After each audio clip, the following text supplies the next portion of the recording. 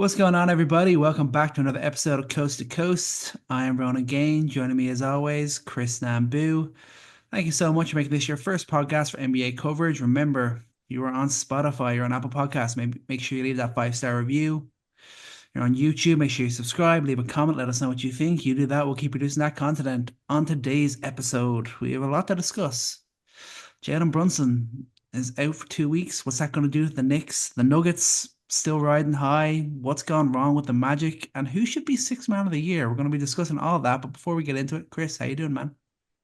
I'm great. The Lakers can't lose. I don't know what's happening. I'm excited to be here. Let's go. Let's get started. Fast break. Let's get to it. I'm ready. I'm ready. I'm hyped. Let's talk about Jalen. Sorry, man. I feel like you just keep bringing up the negative stuff, and I'm going to blame this one on you. Every time we want to talk positive on the Knicks, you want to get all sad and tell me something bad's going to happen. Here we are. But Jalen Brunson out for 2 weeks. Just as an aside of how good he's been. I mean, he's a dark horse MVP. Obviously, he's not going to win. There's SGA, Jokic. We'll touch on one of those guys in a minute, but he is. I just want to throw this out there: plus 14.7 point differential last season, and this season he's plus zero point 0.8. And I just want to throw that out there to make people feel a little better. I think that yes, he's been one of the best clutch players in the league, but the depth the Knicks have had on offense has been pretty good, and I think they'll be okay. I think they're going to be okay. Take a look at their record and take a look at who they got coming up here. Kings, Blazers, Heat, Spurs. Tough games, but I think it'll be okay. Warriors should be tough. And then when he's going to be reevaluated, you got the Wizards. I think we could take a breath here. Knicks Nation, just relax. I think we'll be okay. Yeah, I mean, it's just kind of the fear that we're kind of in this little bit of a slump as well, and then you take Jalen out of that, and then that's kind of I think where the fear is kind of greater, just obviously what he's been doing. I think it's more kind of just the play setting, the playmaking as a whole, not just the scoring. I think that's something that we're gonna miss. I think we noticed that Yeah. last night. You think about all the times that he gets doubled, all the times he gets blitzed, and what that leaves for other guys. That's something we noticed big time last night and we'll see it in the games that are coming up. Like teams know they have got that advantage because there's really no one else that is like obviously it's near impossible to have a guy that's a creator like a Jalen Brunson as a second guy on your team, but there's no one really close to that. Like how much of that can we get from like a campaign or a Miles McBride? It's just not really there. And then on top of that, we've got Pat struggling since All-Star break. His numbers have been way down since the All-Star break. I think his stats since the All-Star are 25 just 20 and a half points per game, 45% from the field, just over 30% from deep. He just looks off. I don't know if it's still the knee injury. I don't know. There's something that just doesn't feel right about Cat anymore. Can Bridges kind of turn it on? I mean, I don't know if it's unfair to expect that from him, but that's also a reason we got him in here. We needed to see some of that Brooklyn Nets, Mikal Bridges over the next few games if we're gonna be able to put some wins together. Here's the thing. I think there's certain points in the season where you can look back and see the challenge and see how a team grew out of it and point to those periods of time that things got better. We saw from Boston before they went on that run, win the championship, that that December, that was a tough month. They were having terrible games and the questions were coming back again about Tatum and Brown, and they got through it.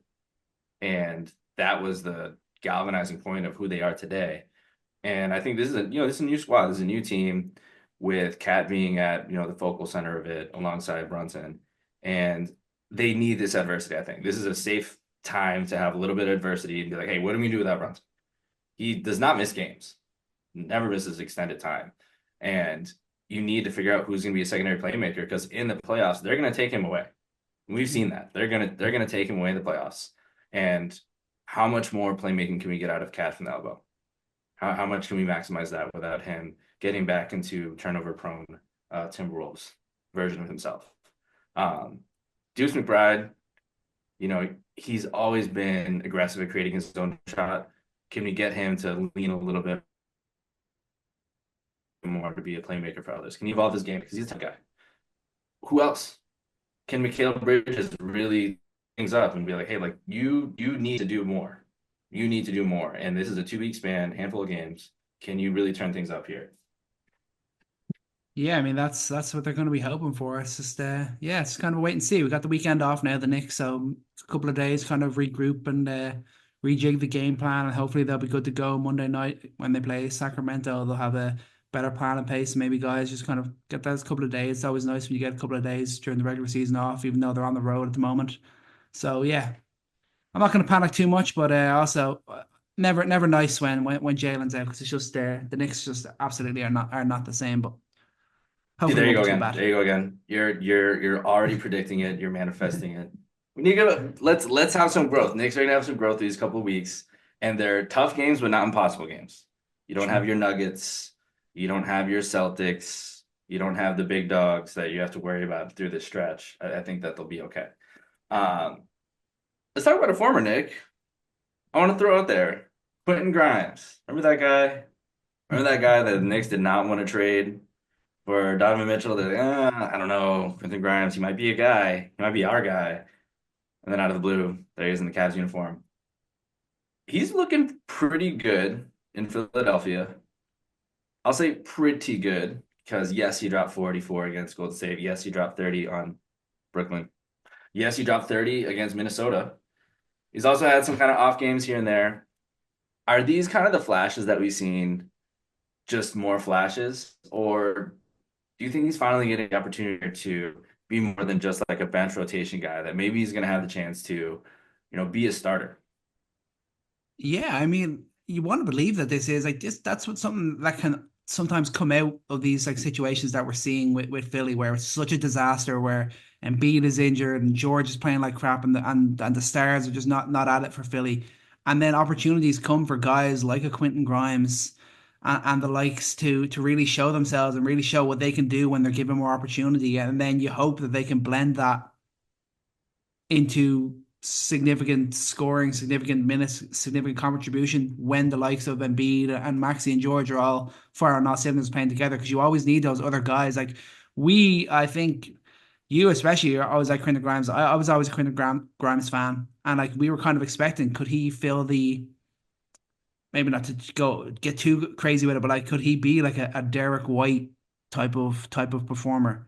That's the kind of level, or even like you think of maybe like an Aaron Wiggins that we're seeing in OKC right now, like the guy who's capable every now and again. He's never going to be your superstar, but every now and again, when you need him to, he can step up and be the best scorer on the floor. He can step up and be that difference maker for you in games where it's not really happening for your stars, and we're seeing that effect at the moment.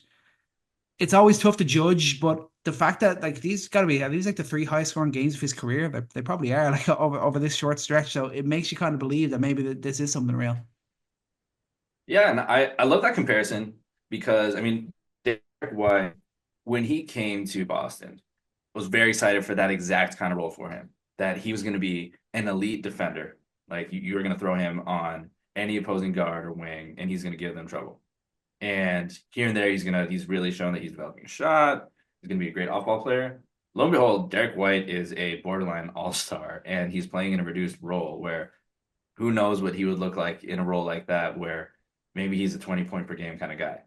And the reason I still have faith in Grimes' game is because it's always been about his decision making.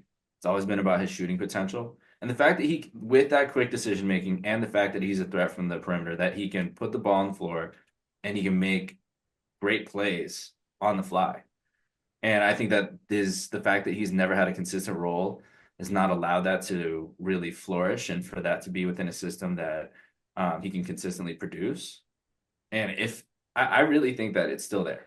And it sucks that a guy as young as him in his young career has already been on four different teams now. So hopefully he can have a sticking point. And 76ers, they need young guys and they need future oriented moves here. And I like the fact that they got him. I still can't get over the fact that the Mavs traded an injured Martin for him. That doesn't make sense. And I don't even know if we had a chance to talk about the fact that AD is probably gonna be out for the rest of the season. Fastbreak there. That's just more sadness. We don't need to get into too much, but Yeah, it just kind of makes on top sense, of really, that, doesn't it? yeah. So Yeah. then you get to watch Grimes have some great moments when that probably should have been your young guy having great moments here to at least give you some level of satisfaction. But no, none of that. No, no, no, no. There's no satisfaction for the Mavs. The Mavs need to be angry about everything for the next few months. Hopefully, the where they land in the draft lottery might turn things up a little bit. But obviously, the Luka trade, Kyrie injury, AD injury, it's all bad in Dallas right now, and it's pretty much all bad in Philly too. But Quentin Grimes has been a nice little piece over the last week, 10 days. Yeah. Um, we'll leave it at fast break because we keep talking about Lakers every week, so we're not gonna do that here. But it's this is becoming a Laker check-in. We had our Wemby check-in. I feel like now this is a Laker check-in. They just can't lose. They're winning 8 straight. Sorry, beat you guys. Beat Clippers twice. Beat Minnesota. They beat Denver. And they beat Indiana. They beat Golden State. They beat Clippers again. Beat Golden State. They beat Boston. Like going all the way back to January 21st. Let's go back all the way to January 15th. They have lost 4 times. And they've lost games that they shouldn't have lost, to be fair. Like that Charlotte Yeah. freak out once they traded for Luka. But look, I'm really curious to see how this keeps going. If this small ball defense, if this rejuvenated LeBron continues, they're second in the West, guys. Like this is no longer a hey, that's cute. Lakers making a push. It's like, hey, they think that they can really make some noise in the playoffs. And forget the noise. They want to win a championship. LeBron wants to win a championship. This team is not playing to win some consolation prize. They're second in the West. Yeah, I mean it's been impressive. Like when we saw the Luka trade, we are like, okay, this is perfect trade for the future for the Lakers. Yeah, It's probably not going to be exactly. this year, over the next few years for sure. And this is what we're getting. Like this is the best run that they've been on since the 2020 title window, and it's actually a better run than they ever went on that year. I think the best run they went on during that season was 16-7. They're on a better run than that at the moment. So I mean, to think about it in those sort of terms, it's pretty crazy. And the fact that they're doing this in the Western Conference, which is so stacked, and they're getting wins over teams like Denver, who they've really struggled against recently, and they're doing this without really a top big man, not even like a top 25 big man on their team. It's pretty crazy. The credit got to go to JJ Redick and the buy-in he's getting from these players, because he's obviously got a very interesting and smart defensive scheme, but it's one that requires serious commitment and buy-in from all the players that are out there, and he's getting that. Yeah. Um, I really think that the Vando we talked about was going to be, but I mean just looking at a few games that we've seen recently, I think about when we watched Timberwolves and the Thunder a few weeks ago, and the kind of lineups that were out there without Chet. They were running pretty much 5 wings. Both teams running 5 wings out there. How much of that playoff level small ball basketball are the Lakers going to dominate because they have a lot of size? No, they don't Mm. have a true center, but they have a lot of size to throw around, and they're going to be able to take care of the 3 best creators in this league all the time. I mean, it's this fast break. We won't keep drilling over Lakers, and I can't believe that we're at this point in the season. I was just talking to you before this that Mhm. I think it's just the most unexpected outcome. Sans Luka Doncic trade, even the fact that they're here at this good without Luka before that, like it's crazy. But what else we got on fast break? Where are we going? No, man, I think we've got all the fast break stuff out of the way. I think we got to go a bit deeper and talk six man of the year. Let's do it. Okay, so Rich, everyone in Boston is like, okay, obviously he's gonna win. Do you see that 40-point game? Yeah, I saw that 40-point game. That was impressive. Him and Derek White went off, made history. That's great. I want to break the mold a little bit because I feel like everybody's assuming this is Peyton Pritchard's to lose. And I feel like you're on that island. Who are you voting for? I mean, it's a tough. It's in my mind. I think you can make the argument that it's a three-way battle. I don't know. Do we can like does Three-way. the fact that Okay. DeAndre Who's the Hunter third? played for two Hmm. teams, does that work in against him? Does that make him not qualify? I don't know what the feeling is there. I don't know if he's going to actually play enough games, to be honest. That could be an issue for him. I think he's only I played mean, if he helps 41. two, he is such a good he is such a good 6 man that he was able to help 2 different teams win. We'll say There you that. go. I just I think didn't know. The only thing with him is he might not make the game total. That's because I know he missed that significant enough period earlier on in the season. I think he's at I 41 right now. So that's I think he'll make it. I think he'll make. What's the total again 65. for a six So man? I yeah. mean, he's still in the betting odds. So Yeah, so then I didn't I even guess think about the game total because he's still in the betting odds. okay. We'll Let's have to see. follow up on that. But I didn't think you were Competitive gonna bring him up nerve. because I feel like he's kind of fallen off the radar a little bit. The radar a little bit since The he's numbers gone are to the still Cavs. there. I His said numbers are like still there, the number exactly. like he's averaging 18 points per game, 47, 40, 85 splits. He's had 20 plus on 18 occasions off the bench. Yeah, he's at 48 games right now. That's how many games he's played for both the Hawks and the Cavaliers. But anyway, yeah. So he's still the numbers are still there. He has still been good. But then you look at like Pritchard, he's played every game off the bench. I think he's played it nearly every game for Boston, 62 off the bench. 14.4 points per game, 48, 42, 86 splits, but he's had 20 points or more on 19 occasions. He's had five plus threes on 18 occasions. Then you got Bees. This is just his numbers off the bench. I'm not including his starter numbers in this. 15.7 points per game, 43% from deep. He's had 20 plus 15 times off the bench. And he's had five plus threes 22 times off the bench. It's going to be interesting because you come back to moments, and that's when you're going to look at Pritchard and think about Hmm. those big 3-point shooting games. Like that game the other night was absolutely insane. Like only him, I think he matched Steph Curry for the only player with like 10 plus threes, five assists, and zero turnovers. And like the first like 40, 10, and 5 game off the bench in like 40 years or something ridiculous like that. Those are the kind of things that I think will work in his favor. I think it's like there's an element of like of moments when it comes to these awards, and I think they'll want to give the Celtics something, and that's why I think he'd be the favorite. But in terms of like a story and in terms of like a bounce back, I would like to see Malik Beasley win it. How much of an effect will it have when we like to get to the playoffs and Malik Beasley reminds us all that he's really not that good? I don't know, but well, That's harsh. but That's we'll see. harsh. And I'm confirming this here. So the 65 game rule doesn't apply to sixth man of the year or rookie of the year. So he could still win it. He can Oh, still win okay. it. And I'll throw this one out there too. Over the last 15 years, except for Naz Reid last year, the winner has always averaged over 17 points per game and has been on the team on average that wins around 52 wins. If we're using that rule for voters, DeAndre Hunter is the guy. True. Like by that standard. Um, but it's funny that And yes, he we spent remember most of the moments. game with the time with the Hawks, so yeah, that Yeah, comes into it too. yeah. Do we average out the wins between the Hawks and the Cavs? No, maybe not. But in terms of story, yeah, I think that's really lost in all this is that the fact that Hunter, I think, he has quietly not lived up to his draft status. He's very quietly not lived up to the role he was supposed to have to stabilize that initial era of Trae Young.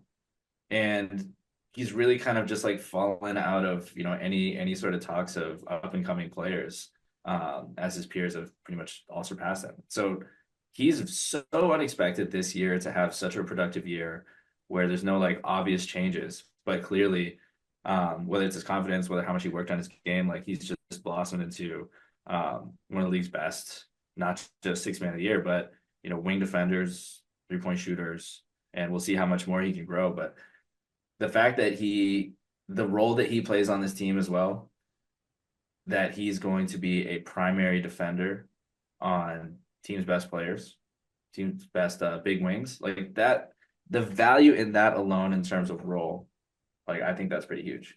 But let's talk about these two main guys because I think it is coming down to in terms of the hype, it is coming down to is it Pritchard or is it Malik Beasley? Let's just talk story first of all because I think it had like you talk about. Oh, we got to give the Celtics something. I mean, dude, they got the Larry O'Brien Trophy last year, and that's what they're shooting for Mhm. now. Whatever. That's fair. But in terms of story, I think Malik Beasley is part of one of the least talked about, but most, you know, fascinating turnarounds, stories of this entire season that we talked about last week, that, you know, the Pistons are on pace to win 30 more games than last year, which is one of the best turnarounds in, I mean, sports history, truthfully. They tied the process 76ers for the longest losing streak last year. And then this offseason, they just get laughed at for getting a few vets who don't matter. Malik Beasley, okay, that guy sucks. Who cares? And he's having a career year. And not just looking at his numbers for the whole year, but also looking at his numbers for the role that he had to fill with Jaden Ivey being out. Ever since Ivey's been out, he's been averaging 18 points per game on 63% true shooting. That's not a chucker. That's an elite 3-point shooter. He is second. He is second in the league in 3-pointers made behind Anthony Edwards, and that was as of a few days ago. But I mean, is that enough? Let's just talk about impact too. Like, Beasley is so much more important in my mind to what the Pistons have done than what, I mean, Peyton Pritchard, like he's vital to that team. Absolutely. Like the bench scoring and the spark he brings off the bench, it's hugely important. Beasley's a plus 5.2 point differential. And that speaks to how bad, you know, things can be without his shooting at times. But Pritchard is a plus 0. And that I'm not saying anything in terms of like Pritchard not being impactful or anything like that, but I think the relative impact that Beasley has may be more important. So what say you to that? Yeah, I think that's fair. And I think that, I guess that's probably something we saw last year with the award. I feel like people were pretty amped up and thought Malik Monk was the clear favorite because he Mm, was having such a great year. But it ultimately went to Naz Reid, who was playing on the one of the best teams in the Western Conference, and mm. who was having that significant impact. And I think that's a good sign that that's like the way that people are thinking about when voting for this award. And that's going to work in Malik Beasley's favor. And like I agree, like not to play down the impact that Peyton Pritchard has on this Boston team, but you can make the argument in your mind that say maybe at this moment in time, like say like Pritchard's maybe been responsible for an extra like 3 or 4 wins for the Celtics, whereas like a Beasley has probably been responsible for an extra like 9 or 10 wins for the Pistons. It could be like it kind of feels like that sort of thing because the magnitude that like his shooting is having such a big impact this team, and like you look at other teams who cannot hit a three to save their lives, and what they do to have a guy like Malik Beasley, he's there doing it in Detroit, and it's having such a big impact on them, likely going to finish going from the worst seed in the East to a top 6 seed. Yeah, absolutely. And I will say this, this is one argument for you talk about impact with the numbers there offensively, but when you watch the tape, we all know that Beasley's not a good defender. We all That's know true. that he's not a great rebounder. He's not that interested. He's a gunner. He knows his job. That's what he does. Pritchard's so underrated on the boards. He's so underrated on defense. Yes, Mhm. he's small, but he fights.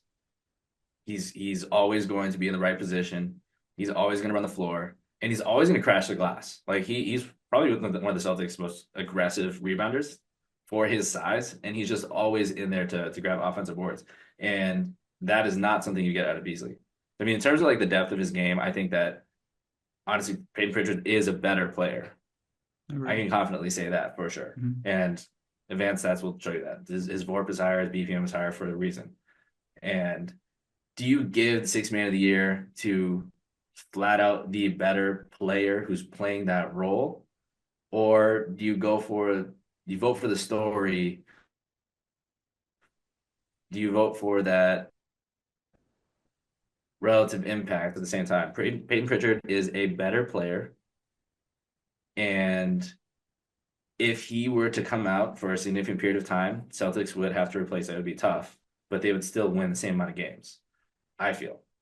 If Beasley went out, I don't know how good their spacing remains and how much their bench would survive without that level of shooting and scoring.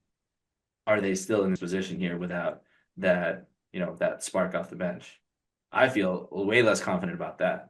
So I'm not sure like how to parse those two things out because I think both things are true and it just depends on the person who's voting. But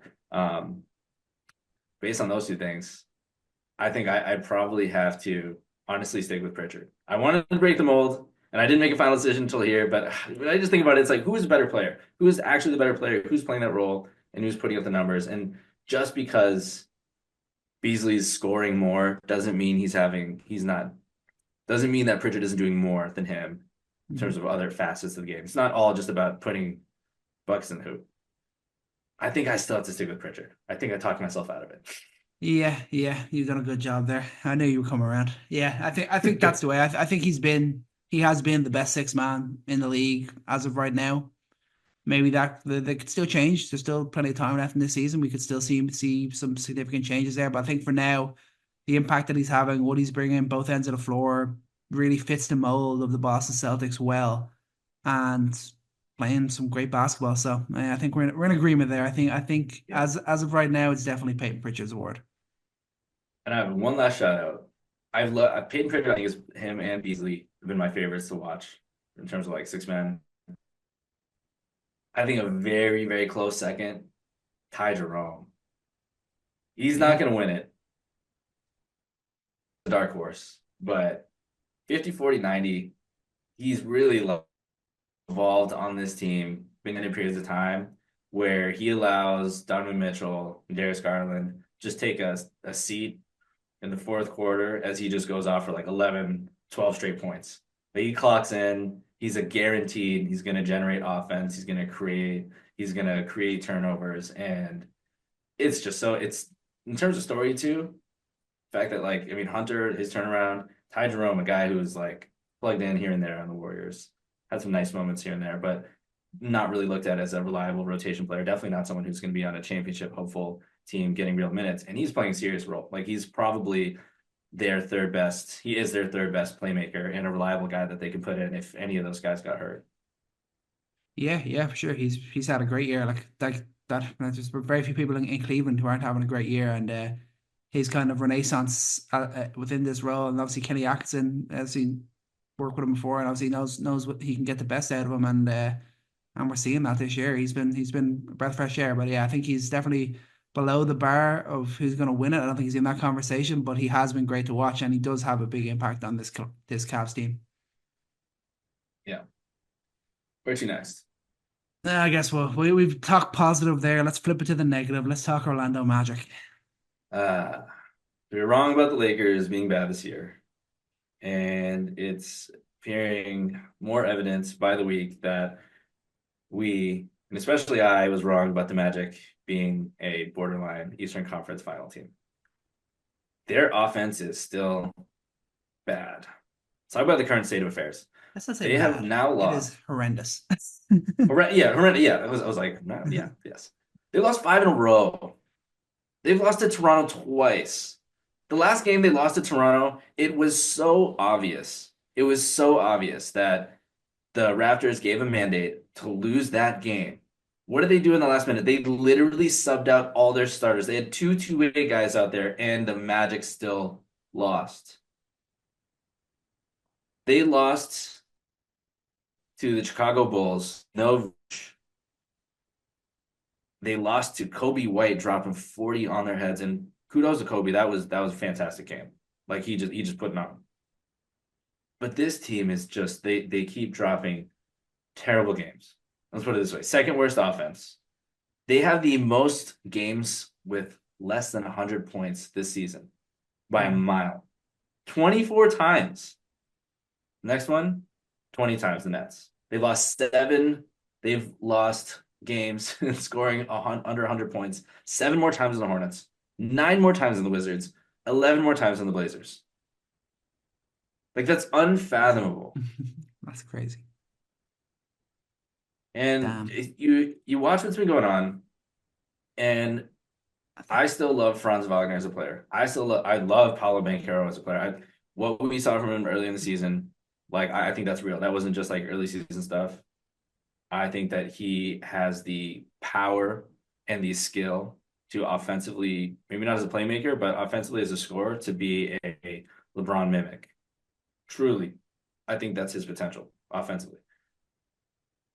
On the fact that they can play them, defense can play them this aggressively. Look at their scoring on screens. These are your guys that you expect to be your primary playmakers. You get them in screening actions. You get them to play make for others. That's their role. That's their archetype. Franz is scoring 0.95 points per possession. That is 68th percentile. Banchero is even worse. You see defenses loading up on him. You see defenses going under screens. He's scoring 0.92 points per possession. That is 62nd percentile. That can't happen. Like we can't be sitting at the end of the season here, and especially in the context of the Magic not wanting to do anything at the trade deadline, they don't have enough. And I think we're getting to the point now. This is the way too early question about moves and roster construction. It's the middle of the season. I'm not saying make a move now, but I'm just like introducing this thought because hey, look at all these other teams making moves. Not to say they're smart, but a lot of moves have been made. Is Franz and Banchero, are they the future together? If this is how easily teams can load up on them, if this is how teams can defend them, and if they can't maximize each other enough to get through this season, we can't just say, "Oh, Jalen Suggs, he's out." Jalen Suggs is great. I think he's a top 10, maybe even top 5 perimeter defender. That's clear. But he can't be the reason that your offense is stunk this bad. Yeah. Yeah, no, for sure. I think obviously Banchero was out for significant period. So was Franz. Now Suggs is done for the year. I think, like you said, a way too early question, but some of that it's probably got to be in the back of the minds of the Magic front office for sure. Maybe like does if Paolo's playmaking, that's the kind of the area we've always been looking to see how that grows, and it's still just not really there. So then you're kind of like, okay, where do they go from there? They gave Franz the max, right? He got the 5 year 205. So like that's a significant contract. I don't know who is out there that could become available, but again, that every year surprise guys become available. They got to be keeping tabs on any like potentially elite point guard scorer, like a legit point guard. Like I think Suggs, if they can transition him to playing more of the Lou Dort role, and they get a legit PG to play in there with Banchero, I think that could do wonders for them. That's how I think this is going to end up. Whether they're going to be able to achieve it or not, I don't know. But I'm making a call pretty early that I don't think ultimately they're going to achieve the success they want with Paolo and Franz leading the way. I just don't think that they have enough playmaking. I don't think they have enough versatility to make that happen, especially in the modern NBA. And the lack of shooting within this team is still such a big issue. My God, it's so bad. Like the stats for their guys, they've got 6 players averaging one or more 3 pointers made per game, right? They're shooting. They're the best shooter is 34.4%. That's Cole Anthony. So everyone's shooting either 34.4% or worse. Nobody's shooting above 35%. Their players averaging 4 attempts per game are Paolo, Franz, Suggs, KCP. They are combined for 30.8% shooting from deep this season. That That is pathetic. Like that You want is some more just numbers? really, really bad. I got more numbers. Let's talk people. Let's implicate a couple other suspects here. Let's talk about recent lotto pick, Jet Howard. And on draft night, it was a little controversial. It's like, hey, he's not really done a lot. And he was like a good shooter, but not like an elite shooter. Is he just gonna like blossom? It's like, yes, that's gonna be his role. He's gonna be a sniper. He's shot 31.8% from three. Still early. We'll see where we go from here. But he has the opportunity to. Like, God knows he has the opportunity. Like that, if he Yeah. literally did nothing else but shoot a three, which is what he got drafted to do, he would be getting 25 minutes a game. De Silva, who had a hot start, looks really decent and very cool that he's definitely an NBA level rotation player. But now he's shooting 33%. Shot 38.6 in college, but we know those don't always translate. And KCP, man, how has he like dodged the allegations? Yeah. He is so washed right now. Mhm. I've not seen anyone talk about it. And it's unfair to Clay. That Clay has a bad game here. It's the world lights on fire, and he just can't. I can't get him out of my Twitter feed. This poor guy. But this man, 30.8% beyond the arc. You had one job. You had one job. That's his There's a whole couple offensive more contribution is numbers here. shooting. This Sorry, is that's yeah. this is the worst part. Ready? Yep. So as a team, you want to guess what they shoot on wide open threes. So 6 feet, 6 feet or more. What do you think they 30, shoot on wide open threes? 34%. They shoot 32.5% on wide open threes. That is worse than the league. They shoot 30.6% on open threes. That's 4 feet or less. So it's not an issue of I think I want to push back a little bit on something you said earlier. I don't think it's an issue of playmaking from Paulo or Franz. I think that they are great playmakers and they're going to continue to get better. And I don't think it's also an issue from versatility from Nuggets. I think they're very versatile. Like I think they can play off the ball. Paulo can be a screener. Paulo can play in the dunker spot. I think Paulo could be in the future, like throw him in the corner, maybe a little bit on the wing. You don't want to be too much of an off-ball shooter because I think you can take advantage of that. But they're not elite shooters. They're not good shooters. So having both of them on the floor is awful. And the issue, like maybe we wouldn't even be talking about this if literally anybody on this roster could shoot a three. Anybody. Because nobody can. Nobody. So I think this kind of smells like to me a Garland, Donovan Mitchell, Tatum, Brown early conversation of maybe the roster's not done yet, and there's definitely been some roster instability with injuries. We've seen good stuff. Maybe we just kind of call it a wash. And they'll tweak a couple things in the offseason, but there is something to be said for redundancy. And I think Paulo, Franz are redundant players. Redundancy can give you protection for in the playoffs. Like you have another big wing creator that you can't have too many of those, to be fair. But the fact that they've been taken advantage of so terribly when we believe that their talent is much better than what we're seeing, it's concerning. I think we have to be concerned. Their defense, great. Cool. You guys are going to be a top 3 defense every year. I love that. But you can't be this historically bad and hope to do anything. Yeah. I mean what's happened. Like obviously it was tough to start of the season. Paolo came out like a house on fire. We were like, oh damn, we're really seeing this big 30-year jump from Paolo. He was averaging what 29, 9, and 6. I thought I had the ultimate fantasy gem of all time with him in my team. Then he goes down, misses 34 games, and during that time they went 19 and 15, which is like Yes. pretty solid, good compared like without your best player. And then he's come back, and in the time that he's been back, he's played all 25 games since he's returned.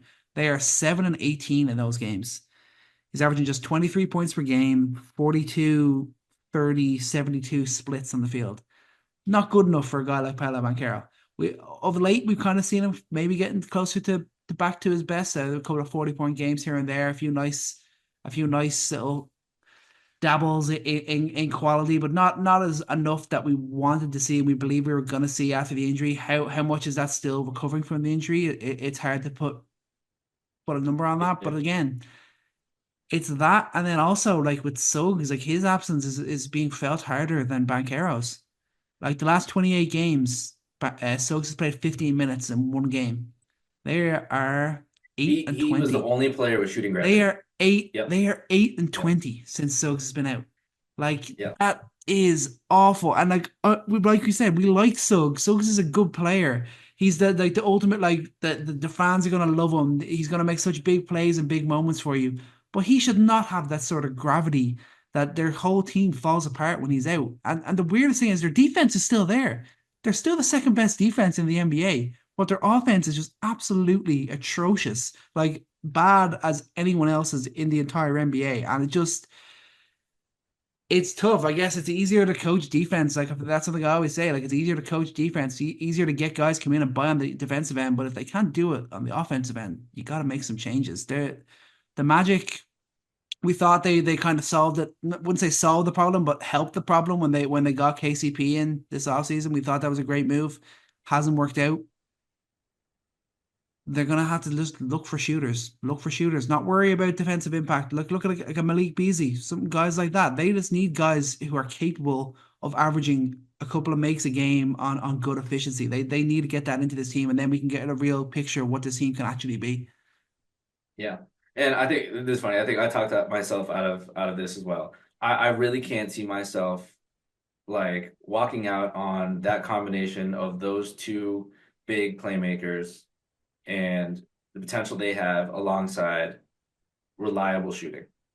Like and I'm not going to put this on Mosey either. Like I think that they get the looks that they want. And I mean, and look at Bankero, dude, he dropped 40, and they still lose to the Raptors because no one else did anything.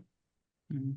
Like this is not. I'm not going to put this on Bankero, and I think that the reason it's so glaring how bad they've been since Suggs has been out is he is the only player with gravity. He's the only player with shooting gravity. He's the only player that people are going to really hard close out on. And when you have nobody else on the floor that's going to close out, why are you possibly going to not put three guys on Bankero? Like, I mean, and I'll end positively by saying this. Like, I really stand behind that I think what we've seen from him when you just give him normal spacing, like this dude could be like a LeBron level, like offensive talent. Not to the degree of the playmaking, the passing, the core vision, but decent enough there. But in terms of his power, in terms of how he can create, use his size, create easy looks for himself. I mean, he has potential to do that. And I think they see it, but I think they need to be desperate enough to do something this offseason to take advantage while I think they're in a place to grow quickly. We saw that. They're in a place to grow quickly. They just literally need shooting. It's such a simple equation. But yeah, I'd talk myself out of it. I'm not done with them yet. We'll see next year. I need another year of it. And I Yeah, I need think I a think you're decent right. time. I don't think they'll do anything dramatic in the next year. I think we need to see a year, I guess, of them being together, and maybe if they can get a few guys around the margins, like we said, like a Malik Beasley type, that sort of level of shooter, just get that in and around it, and then we get a real vision of what this team can ultimately be, even if it's not the final set piece of next season. But yeah, Magic, tough year for them, but likely they could still end up in the playoffs. I think they're probably, even with their struggles, they'll likely finish somewhere between the seventh and ninth seed. They're in the ninth seed right now, but it's pretty tight between them, Atlanta and Miami for the last three seeds there in the Eastern Conference, and just everyone's trying to lose in the Eastern Conference below them. So I don't think that I see them dropping out of the play-in. Yeah. Um, let's talk Timberwolves. Let's the turnaround that we've seen there, is it a real turnaround? I don't know. I wanted to come into this and talk about the Timberwolves and be, like very positive about what things are going to look like and be like, they're turning a corner. They've got a couple new guys. But I think I've come out of this evaluation being kind of in the same spot. But let me talk about one positive thing. Positively But negative. I like it. positively negative, positively neutral, maybe. But Jaden McDaniels, I'll be positive about that. He's turned it around. And I've always talked about the fact that I've not really ever bought into the idea of Jaden McDaniels as the second guy. A lot of people see it. I just don't see it. But we're starting to see it in the last 16 games. In the first 20, he was averaging 9.9 points per game. Fewer than 9 shots a game. And most of them just threes. Sitting in the corner, popping a three, make or miss, run back. Not a whole lot of offense. And the last 16 games, he's averaging 18.7 points, 8.1 rebounds, which is great. Like, really been great on the boards. 1.6 steals. We've seen him way more active in the mid-range, attacking closeouts, getting in the paint, and creating from that standpoint. And not just being hoping that he lives or dies by the three, which he's never been a lead shooter. I don't believe in that jump shot. I don't think it's ever going to be consistently at volume a good part of his game. And that, I think, has been positive. To see Jaden McDaniels be aggressive with the ball in his hands and to do something off the bounce, like that's something I want to see. Like you needed that from him in the playoffs last year when he kind of shrunk a bit, and you've never seen it consistently. So to see in the last 16 games, albeit without Randall, that's where I'm leading to my question mark. Should I feel positive? I like that. So let's talk about another thing I like. How do you like these two new guys, bro? Like Clark and Shannon, where did they come from? They've been a breath of fresh air for a team that has not felt that super interested in being the elite defense that they've been. And they feel like almost like Bruce Brown type mold, downhill, get in your face, pick you up full court, and can change the face of the game when you throw energy guys like that in. Like they needed those type of rotation players. But how's this going to look when you need to give the minutes back to Gobert and Randall? Well, like you're aware that they're currently on a 9-0 run with Julius Randle in the lineup, right? Yes, and I think that Opponents was allow a little bit for that, will allow a little bit for the people that the teams that they've played during that period. They did go 5-9 with Julius Randle out of the lineup. yes, and that's where like I teeter totter on this whole thing where I I think about it that way, and I'm like, okay, how did they do when Randall came back?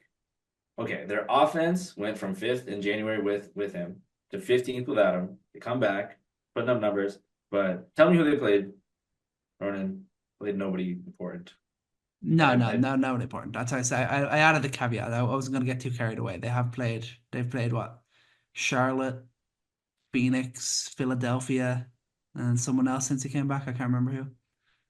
and some of the best basketball I saw them play were those games against the Thunder, where it was a lot of Yeah. small ball. You had Nas Reed at the five, everything spaced out, and then you play super small with Shannon out there, and the speed at which they could play in the open court, the way that they could scramble on defense, the way that they could switch, the way that they could blitz and recover. Like they could do so much more defensively, and you didn't feel that same energy. It's always been that thing with Gobert. Like Gobert is a specialist. Like you can't necessarily play that style of defense with him. But I don't I can't deny the fact that things are a little better with Randall offensively here.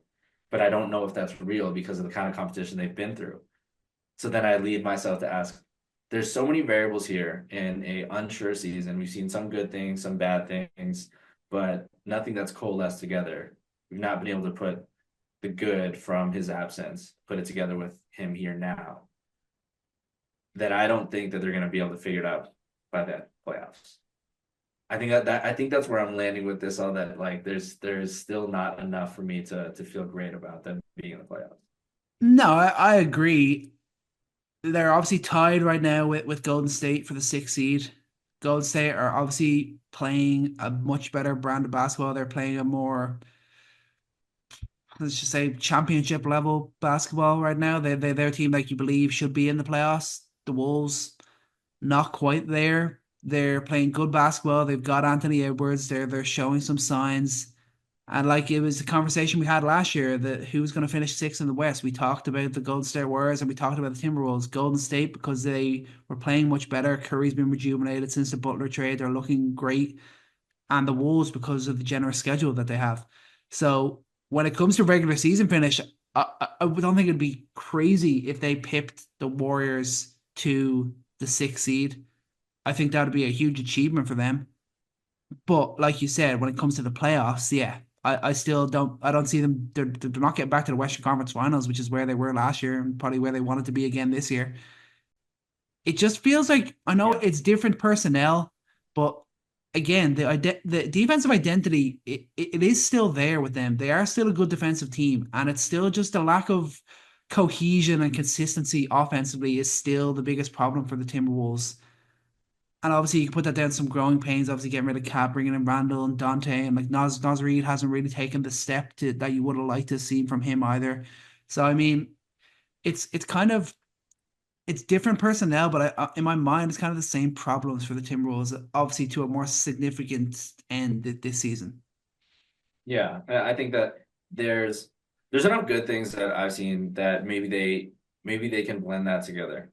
I think I felt pretty strongly about the brand of basketball that they were playing, even though the results were not there. That felt like a direction that I would want to see them go, as opposed to what I know I'm going to get from Randall and Gobert. I want to see the Timberwolves play fast. I want to see them spread the floor for Anthony Edwards, and I want to see how far that could go. Like, of course, Mhm. you're gonna have ups and downs with these young guys.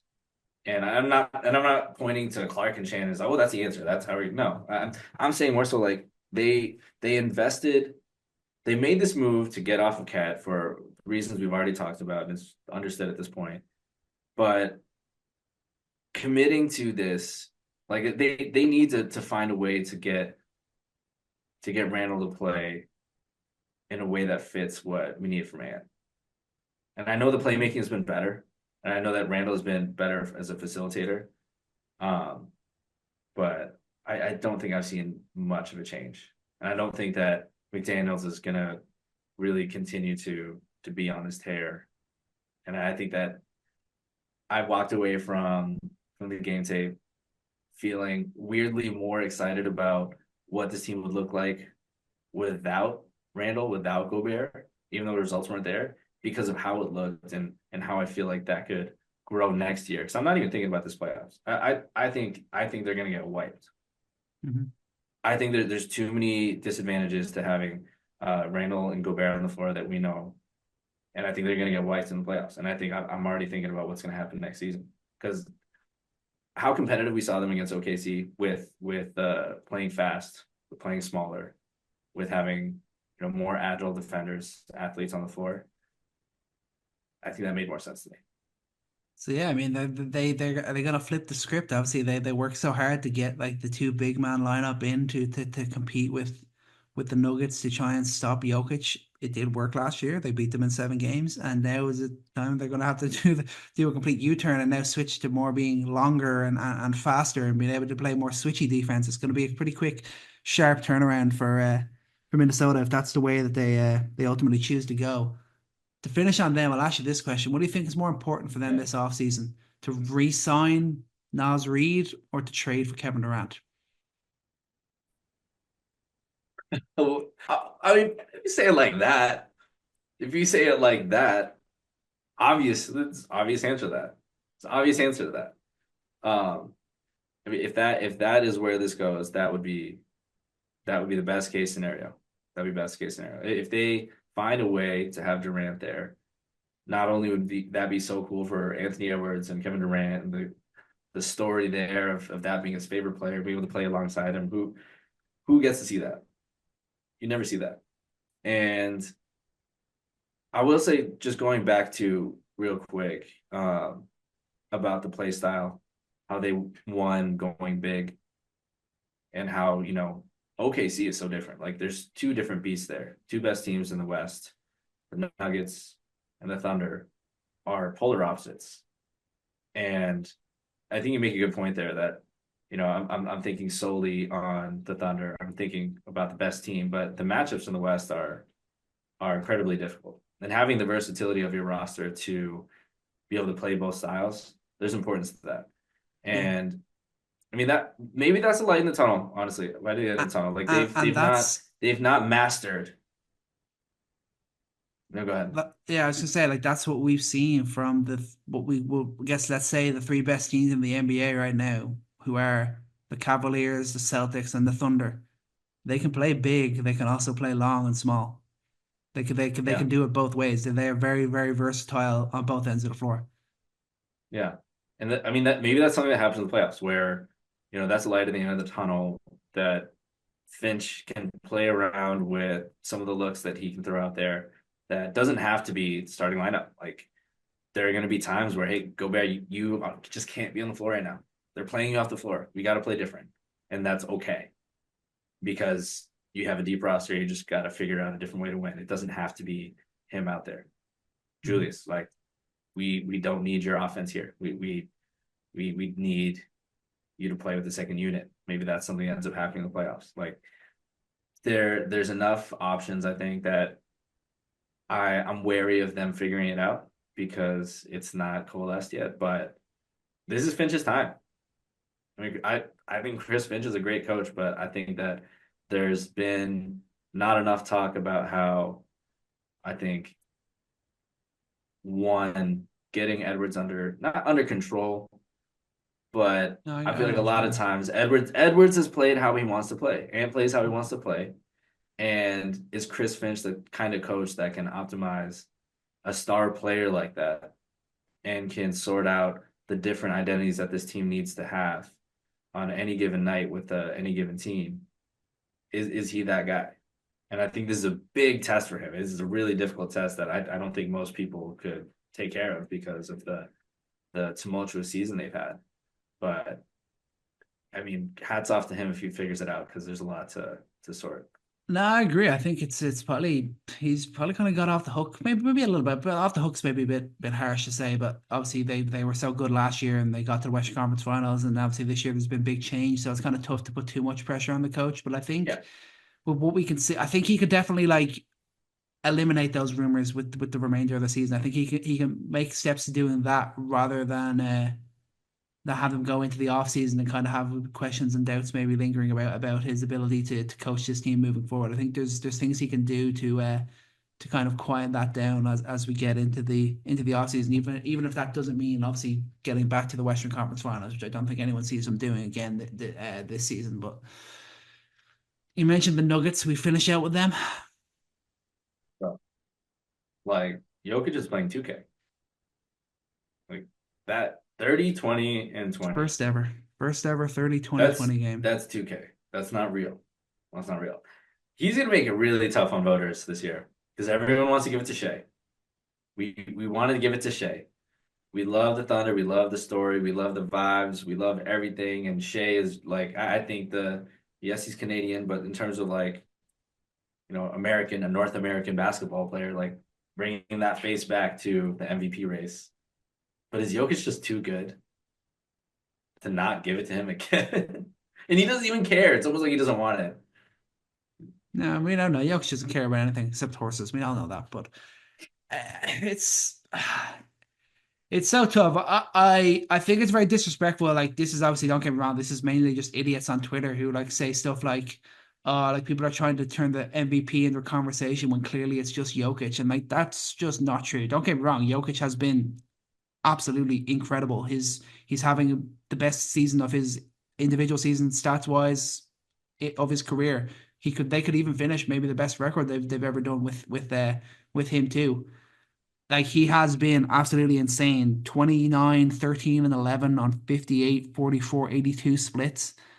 But let's not forget, like SGA is having an absolutely absurd season as well.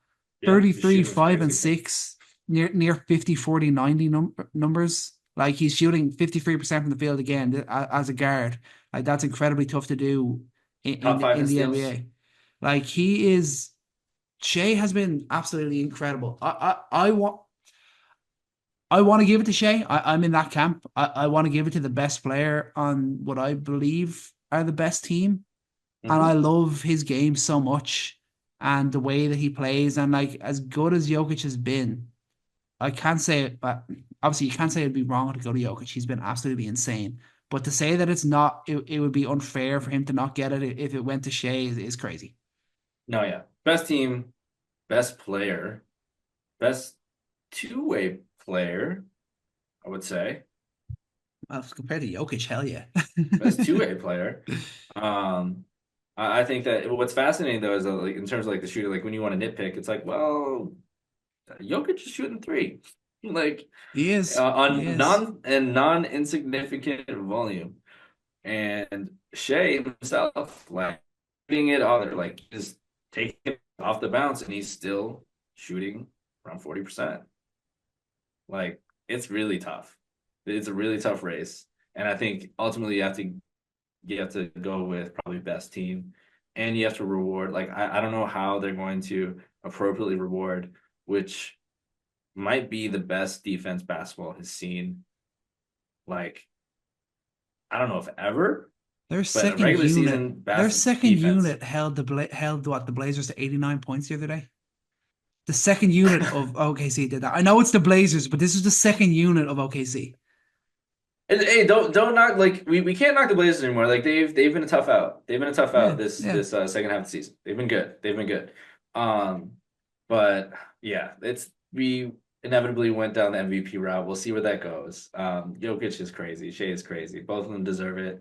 But Nuggets, I'm I'm happy where they're at right now.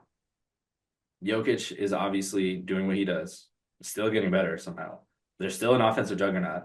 Um, but are we worried about them right now? I mean, they lost Strother. He's gonna be out for 4 weeks, and he is second best shooter behind MPJ. I think he's not really talked about much how a guy who barely could get in the rotation last year, big expectation for him to fill some shoes here, and he's done it. Done a fine job. He's been the shooter they need him to be. Um, are you worried about their defense? A little bit. I am. A I little am. bit. Like this is a very different team than last year in terms of where their defense is at. That's true. They're obviously they're 19th ranked in the league, and like Yep. I say, like the only reason Jokic is considered like a decent defender is because he's big. Like Jokic is a terrible defender. He does nothing. He literally just stands on the Yeah. rim. He very rarely helps. He doesn't really block many shots. It's just because he's a big, he can kind of he slightly passes off as a defender. I push on that. I don't. Let me push You on can push that. back all you I want. think Jokic. He's got good hands for steals. That's it. That's all Yes, he's got as a defender. he gets hands in the passing lanes. I think in the drop, he's in the right place. He doesn't always do anything, but he's in the right place. He makes a good show on a hedge. Uh, he doesn't always get back and recover because he's too slow. But okay, I'll give it to you.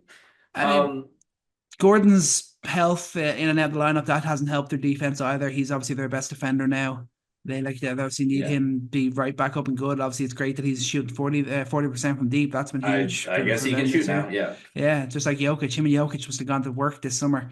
And yeah, they need him defensively. Obviously, Peyton Watson is very impactful when he comes in. He's like jumping from like the free throw line to block shots and stuff. Peyton Watson's kind of insane, goes pretty hectic and crazy on the defensive end. But I'm definitely worried about the defensive side of the ball. That's going to be their Achilles heel. The reason you don't think about it so much is because Jokic can just be so absolutely insane offensively, like last night, the 30-20-20, that you may think that they can just make up for it that sort of way. But it's different when we get to the playoffs. And I don't know if it scares me or it makes me believe in them more that they are so unreliant on the 3-point shot, because they're the third best 3-point shooting team in terms of percentage, but they're 30th in attempts and 27 in makes. Whereas then they're first in field goal percentage, 2-pointers made, 2-pointers attempted, second in 2-point percentage. I haven't made up in my mind whether I want that makes me believe in them more or that makes me worry about them getting as they go toe to toe with the best teams in the playoffs. so I think that I worry about how real those percentages are. I worry about how much teams will push towards, okay, Jokic, just shoot. Yeah, Okay, Gordon, just shoot. Shoot. that's what the Okay, Lakers did Christian anyway. Braun. Let's see it. And I think that that kind of goes both ways because I think that with Malone and some of the defensive playmakers you have, and same thing with Russ, hey Russ, just shoot. And then teams already do that in the regular season, but how much more so in the playoffs? And I think this will be a really interesting thing to watch and a good lesson to learn about how things in the regular season translate to the playoffs, where there are tons of average defenses that in the playoffs can be better because they can game plan. You can plan for a single team, you can plan for a single strategy, and you can execute it night in, night out. And there's not a ton of variance of going team to team and then having to deal with the schedule and all that. It's the perfect environment for a chess match. And I think that's how we saw, teams like the Mavericks who overplayed, I think, how good they were defensively. And I think the Nuggets could do that. They have the personnel, they have the system, and they could play better. But I think the shooting part, that's where it's a double-edged sword, where I don't believe that their shooting is could continue to be this good. I think it's got to come down to earth. Gordon's not going to shoot that good. I still don't believe that Bron's not been able to increase his volume significantly. He's still more of a driver. He's still more attacking closeouts, and I love that is his game. He should continue playing his game. Peyton Watson still can't hit the side of a barn. Russ, you don't want to see him leave him alone, and his Yeah. team is going to be wondering what are we doing. And I say all this with total respect to like what he's impacted this team, but that is still a worry. This is Um, no with Russ, but like you said, it's gonna come down with Russ. Like, yeah, he's regular season. Russ is great. Russ is guy. Like he did this with the Clippers. He was brings the energy, has that big production off the bench. But then it gets to the playoffs, and there's gonna be that game where they need his energy, they need his scoring punch and playmaking punch off the bench, and he's gonna go 1 for 8 or 2 for 9 or something like that. And it's gonna be like, okay, do they have enough to cover up on that? I think they do with just how amazing Jokic is and the way that Murray is getting back into form. But that's going to come up in the playoffs. We've seen it the last couple of years of Russ. He'll have his great games when he's really relied on. He won't just have a mediocre game. He'll have an absolute stinker. yeah, and that's gonna be. I don't look forward to those 'cause I love Russ. I still love him, and those are always tough for me. Um, and no, this isn't a let's poop on the Nuggets segment, but It's not I just Russ. think the reason these things interest me, no, the reason these things interest me is the fact that they've had pretty significant drop in their defensive level, and they've had an interesting rise in shooting percentages from some of these guys that I'm not sure is real. Another thing that was weird to me, looking at them over the course of the year, is that they've been kind of outworked on the glass at times, and kind of surprising given you look at the guys out there. They've given up the eighth most second chance points and offensive rebounds. Weird. And they're also a lot worse on defense. Weird. And then you kind of look at some of the better teams they faced.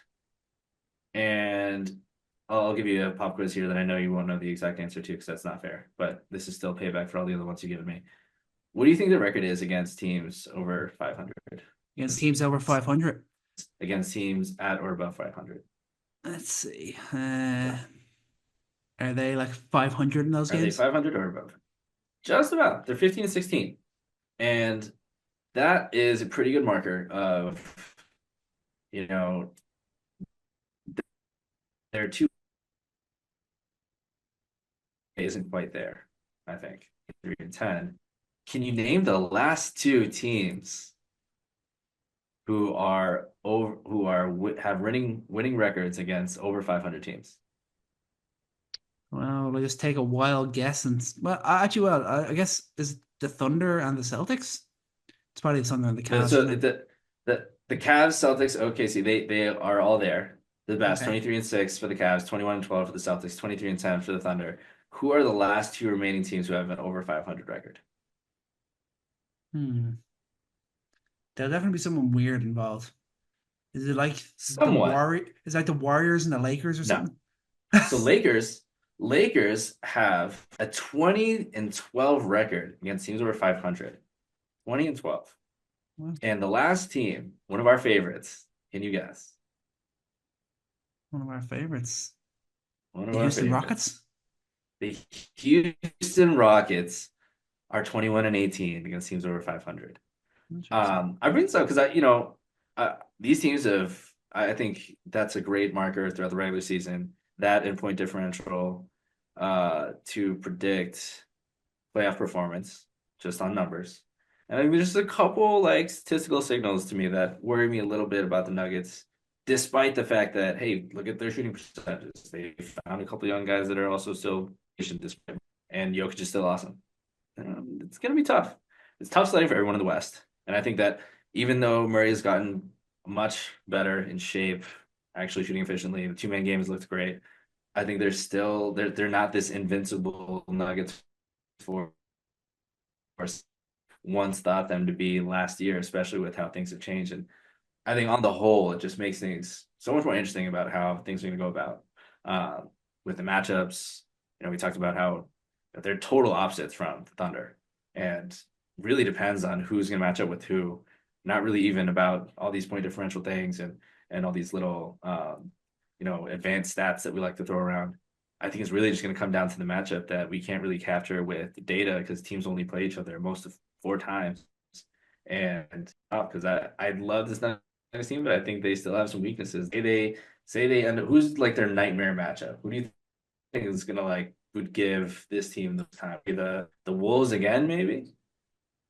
Yeah, I guess the Wolves obviously will feel confident. I think the Thunder would like it. I think I don't know what to feel about the Grizzlies, but I feel like they would quite quietly like that matchup if they're at full health and at full tilt. I still don't want to back the Lakers to beat the Nuggets yet. I'm still not ready to make that commitment. We know what Jamal Murray likes to do when he plays the Lakers in the playoffs. He likes to turn into Michael Jordan when those moments come, and Jokic is always just still Jokic.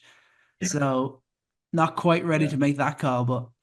Yeah, I mean the Nuggets they're an interesting team to watch. I'm excited to see them in the playoffs now. Like the points you made are very, very interesting. Their record against 500 teams, that was surprising. I didn't think they'd be around that marker, but that's definitely an interesting point. One thing I will say, last point on the Nuggets, say Christian Braun, if the most improved player award was still about the most improved player, he would be in that conversation. So he's become a starter this year for the first time, basically doubled his field goal attempts and doubled his points per game and shooting career high 57% from the field. So like he's been great coming in as a starter. He's really taken that on and really thrived and showing the growth that we believed was there. And it's great to see him doing that as a starter. And like I said, if the most improved player was still about being a significant improvement from one year to the next and not just being about being kind of good to being great, he'd be in the conversation. No, definitely, definitely. I think him and his improvement, proving himself, not talked about enough, and Julian Strawther too. Like those two guys really stepping up in the absence of KCP. It's been great to see, great to see. And I think a lot of this is lost in just us like drooling over Jokic's performance, but this team is coming along, and despite the negative things I said, I still anyone's gonna be terrified of this team. I still think that when it comes, it's hard for me to say truthfully like who is the scariest team to face in the 7 game series and, and not want to say Jokic and the Nuggets. Yeah. Like, yes, Boston, they're great. Like they have so much talent in what they do, but they can lose dumb games at times. And yes, I want to say the Thunder, but can they stop Jokic? I don't know. Can anyone stop Jokic? I think that unstoppable force and how everyone else has gotten better and how I think that they could game plan for others in a playoff setting. I still think that while they may not be the obvious behemoth that they were last year, and yes, there could be some matchups that could be difficult for them, I still think they're probably the most dangerous team in the NBA. Yeah, I mean, when you've got the best player in the NBA, it always makes you dangerous. And when he's as dominant as he is, and they still have like Jamal Murray, we all know what he does in the playoffs. MPJ can still be hot from deep. They're still a force to be reckoned with, and you would absolutely they're definitely the team that underestimate them at your own peril. That's definitely something I would say with the Denver Nuggets. But I think that's going to do it for today's episode. I think we hit on everything we wanted to touch on. Sixth man of the year, Pritchard, you're up. Lakers keep on winning. What are the Knicks going to do without Jalen? We'll see over the next week, 10 days, 2 weeks. But we're getting into the good time of the season. We're kind of everything's starting to play out. We're starting to really get a feel for who's going to be in the playoffs. We're really starting to get excited about potential matchups. And as this season goes on, we'll be covering here for you on Coast to Coast. Make sure you subscribe. Make sure you give us that 5-star review. Well, for today, that's going to do it. Thank you so much for joining us, Chris. Thank you for joining me. Remember, we are everywhere on social media at Coast to Coast NBA. And most importantly, remember to take every shot and love every moment.